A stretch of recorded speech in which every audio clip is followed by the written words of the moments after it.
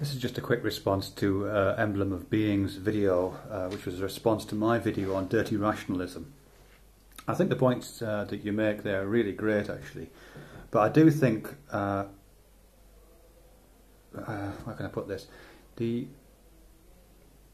don't think we're talking about the same thing. My intention is not really to query the status of morality. It's more to explore the metaphorical underpinnings that structure and form our intuitions, which you're doing. But basically, what I think you've done is you've shifted the metaphor. Whereas I'm not by any means claiming that I have metaphorical superiority, by the way. But I'm exploring the use of purity metaphors.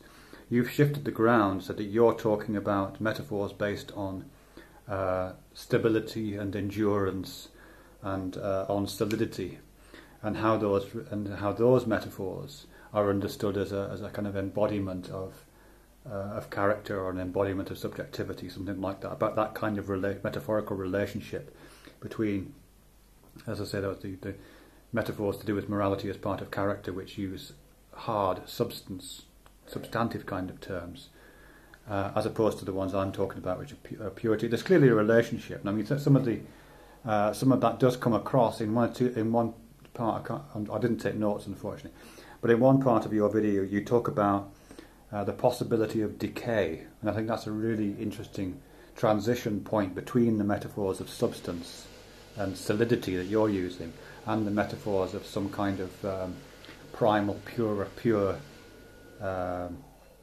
purity that I'm using. This metaphor of decay, which for you're using it as a kind of as a term for breakdown, and the falling apart, the dissipation of a kind of substance.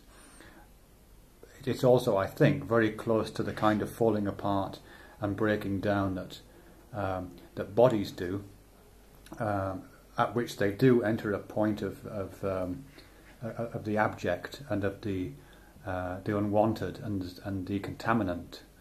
You know, one of the great features of contamination, one of the great taboos that we have, is about the dead and about decaying matter. It's a great source of contamination and of toxicity, indeed.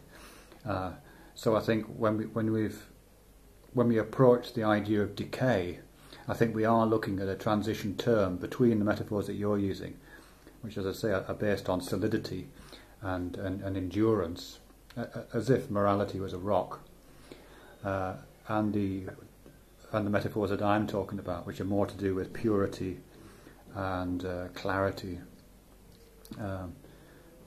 in which decay starts to feature as a contaminant. Hope that makes sense.